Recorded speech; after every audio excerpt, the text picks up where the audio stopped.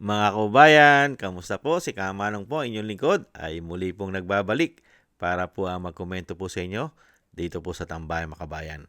Happy Valentine's Day po sa inyong lahat mga kababayan. Mag-umpisa na po tayo. Komentuhan po natin, ito pong ating Vice President, ang kanya pong pahayag ay believe daw po siya mga tambay, ang ating Vice President ay believe daw po sa kanyang ama, sa dating Pangulong Duterte. Believe na believe daw po siya. Kung bakit? Alamin po natin dito po sa pahayag ng ating Vice President. Mga kababayan, umpisahan na po natin. Hindi ko lang alam kung ganito din pa ang babae sa lalaki, pero ito ay ibabahagi ko sa inyo na kinento ng ama ko sa akin. Sabi ko sa kanya, alam mo, nabibilib ako sa iyo. Dahil nakakulong ka na, pinag-aagawan ka pa rin ng mga girlfriend mo na nasa labas. Nag-aaway-away pa rin silang lahat. Sabi niya, sino ba ang nasa labas? So, sinabi ko, si ano. Tatlo ang nabilang ko. Sabi niya, sumali ba yung nanay mo?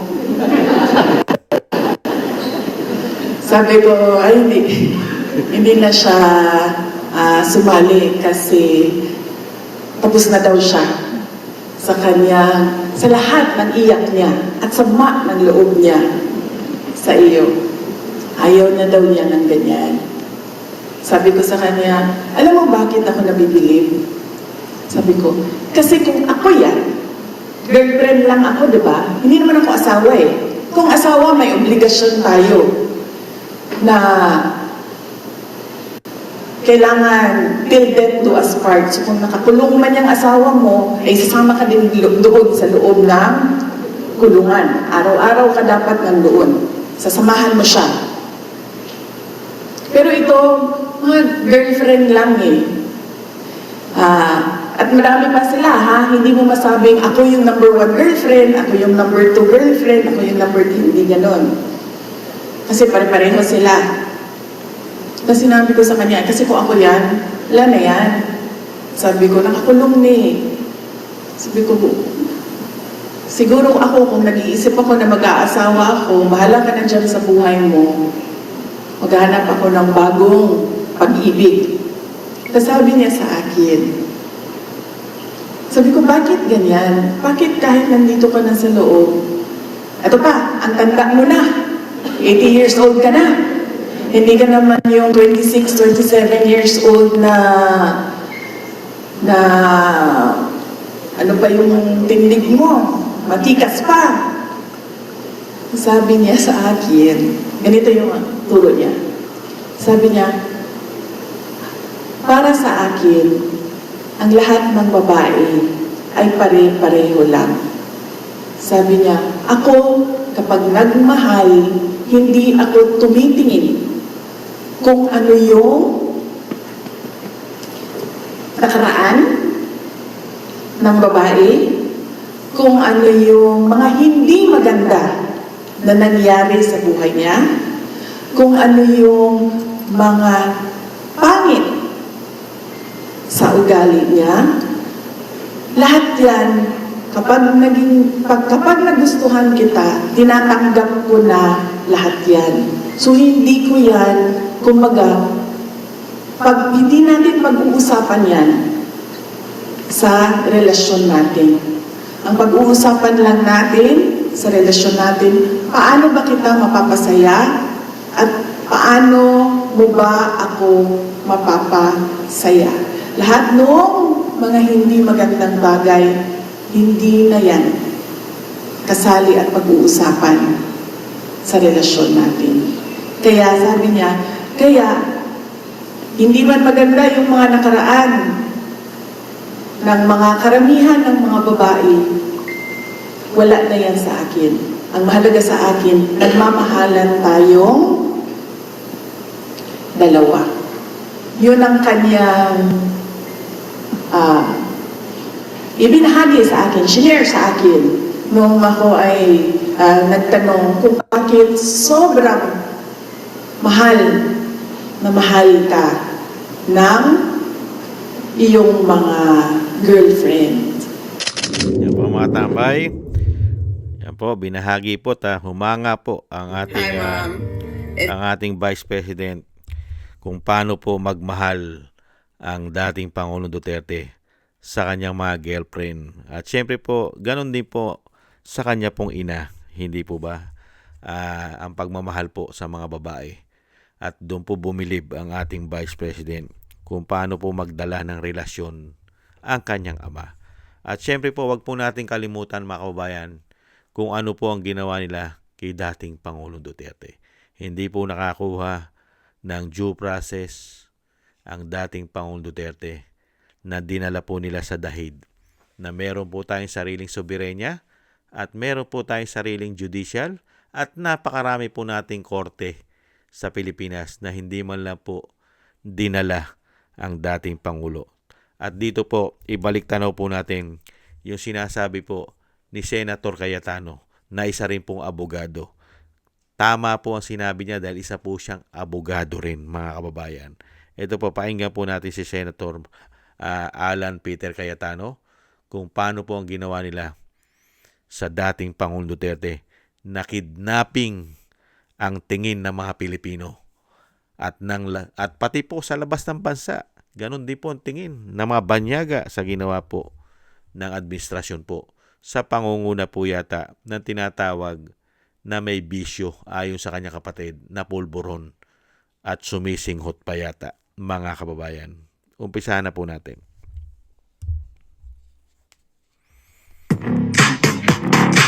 Tama ba yon? Sasakay na lang siya sa aeroplano tapos dadalhin doon. May petition siya sa Supreme Court. Walang korte, may isang korte sa Pilipinas na verify muna yung warrant of arrest na yan. Hindi pwedeng may korte sa ibang bansa, huhulihin mo tapos isasakay mo na lang sa aeroplano. So, sa akin, I continue to pray tonight. I appeal to everyone involved. Hindi ibig sabihin no, na pabayaan na lang natin kung may injustice na nangyayari. I understand na happy kayo na may warrant of arrest. Happy din kayo na makakasuhan and the former president will now have to face that. But hindi ba part of facing it is kompleto muna legal remedies niya ngayon? No wonder si Kitty sabi niya, this is the plane na kinidnap yung yung tatay ko, di ba? No wonder yung bata, kidnapping ang tawag. And I think many Filipinos will interpret it that way, no? Tama ba yon? Yan po, matambay. Sasakay na lang siya sa aeroplano tapos Tama po yung sinabi ni Senator Cayetano, di ba? Tama ba yon? Isasakay mo na lang basta na eroplano ang dating Pangulo dahil nga po pamumulitika eh. Sanay na sanay po silang gumamit ng bendalo. Break the law. Hindi ba? Kaya nga po nabansagan silang bendalo eh. Break the law. Hindi ba? Ganyan po katindi ang ginawa po nila kay dating Pangulong Duterte. Kaya po ang buong pamilya ay nagsasakripisyo po ngayon, ang buong pamilya po ni dating Pangulong Duterte. Nakita niyo po yung nagpapalitan po talaga sila eh. Dahil nga po ang dating Pangulo ay may edad na, nasa 80 na po siya at malapit na po siyang mag-81. Hindi ba? Malapit na naman po ang birthday niya. Hindi po ba? At mag-iisang taon na po siya ron. Next month. Next month po ay mag-iisang taon na po siya ron, Marso. Hindi po ba? Kaya nga po nakakalungkot po ang ginawa po ng gobyerno natin ngayon.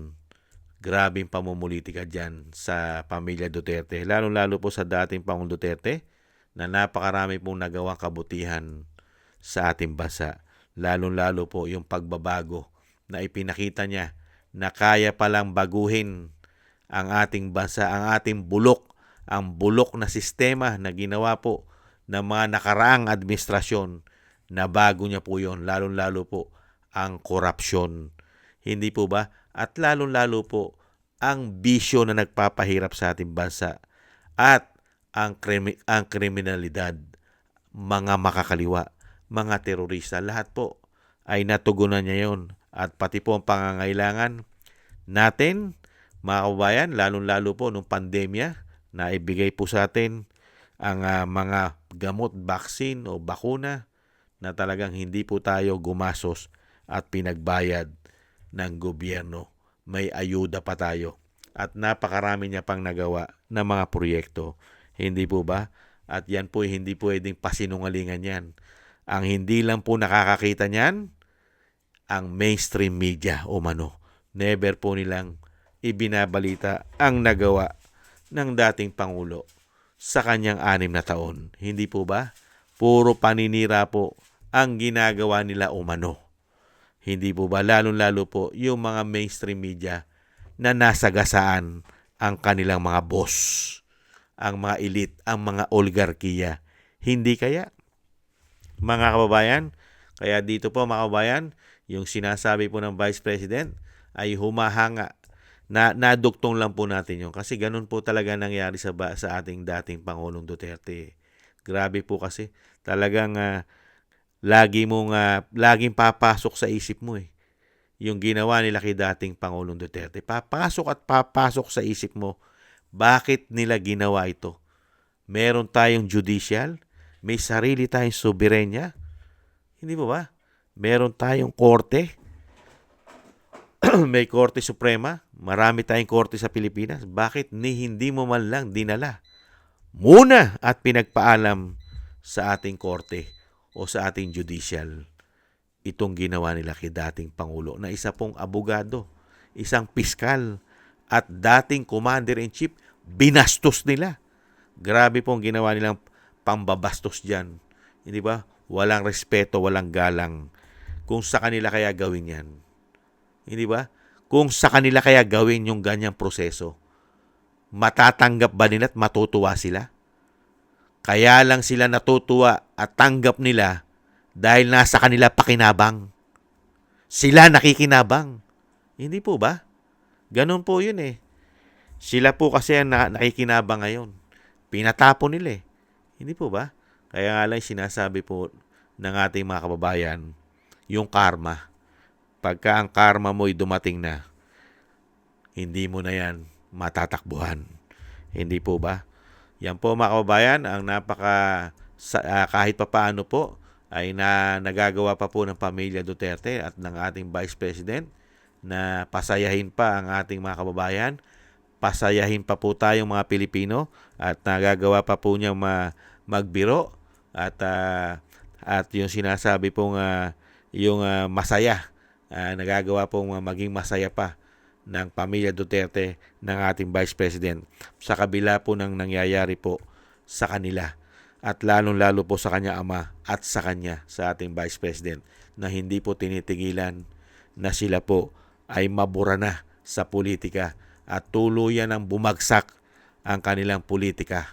Hindi po ba? Dahil nga po napakarami pong nagalit at gustong pabagsakin po sila. Lalong-lalo po dyan ang mga elitista, ang mga oligarkiyang nasagasaan umano, na handyan pa ang mga politikong mga magnanakaw na gahaman sa pera ng bayan. Hindi po ba? At yung pagiging gahaman sa kapangyarihan na ayaw nang mawala sa kanila. At syempre po, nakipagsanib puwersa na rin po yata sila sa mga makakaliwa umano. Hindi po ba? Sa mga pulburon lord, sa mga smuggler, lord, hindi kaya? At sa mga oligarkiya, kasama na po yan. Kaya nga po, ang nangyari po sa ating bansa, tayo po ang nagdurusa. Tayo pong mga mahihirap ang nagdurusa. Tayo pong nasa laylayan ang pinapatay unti-unti. Lalong-lalo po sa ginagawa nilang paglilingkod na puro po, wala naman tayo napala. Puro pasakit at pahirap ang inabot po natin sa kanilang paglilingkod. Real talk, mga kababayan. Kaya bilib po tayo at bilib na bilib po at humahanga po ako kay Vice President na kayang-kaya niya pong dalhin ang mga batikos at problema na binibigay po sa kanya ng lahat ng mga nagpapabagsak po sa kanya at sa kanyang pamilya. Kaya nga po, ang nakikita po natin dyan at nakikita ko po, komento ko po, kaya rin po matibay, lumalakas at malakas at matibay ang Vice President, lalong-lalo po kanyang kalooban dahil po majority po ng Pilipino kasama po ang ating mga kababayang OFW na nahandyan po ang 100% na suporta sa kanya at sa kanyang pamilya. yan po ang nagpapatatag. Isa po yan sa nagpapatatag sa Vice President at sa pamilya Duterte, yung suporta ng majority ng Pilipino kasama ang ating mga kababayang OFW sa pamilya Duterte. Kaya po nananatili po silang matatag. At syempre po, may takot at pananampalataya po sila sa ating Panginoon, mga kababayan. Maraming salamat po, Vice President, at nananatili po kayong malakas at matatag sa kabila po ng patong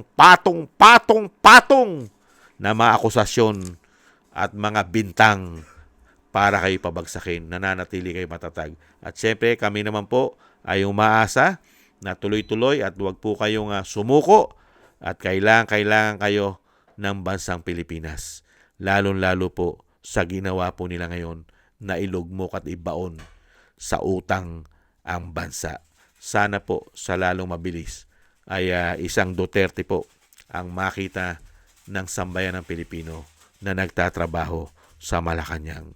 Sana po dumating po ang araw na yan at ang oras. Thank you po, Vice President, at maraming salamat po sa dating Pangulong Duterte dahil binigyan po tayo ng isang magaling at matino at mahusay sa kasaysayan ng ating bansa na isang Pangulo na tinatawag na Tatak Duterte. Thank you po, mga kababayan, at maraming salamat po sa inyo pong sa inyo po na nagkakagusto po o na tumatangkilik po sa Tambayang Makabayan sa YouTube at TikTok. Thank you po sa inyo. At thank you rin po sa mga subscribers po natin at sa mga nagbibigay po ng komento po ninyo. Like, share, and subscribe. Mabuhay po kayo. Thank you po sa inyo. At syempre po yung mga nagbibigay naman po ng biyaya at tulong. Shoutout po sa inyo lahat. Shoutout po kay Eric Hershio ng Canada, kay Tatay Nick ng Canada, kay Annie Jo, ako si Pilam, Balance Vision TV, Gay at Shena, kay Kingston ng Hong Kong, Jake Yahut ng California, USA, Gina Ray ng Berlin, Germany, Julieta Silona, Sydney, Australia, si Jesus Valdepena, at si Baby Roman at Ate Isa ng Cagayan. Thank you po sa inyo, mga kabayan. Ingat po kayo, lalong-lalo po sa inyo pong mga paggawa. God bless po sa inyo lahat, mga kabayan, at taste lang po tayo. Bye-bye!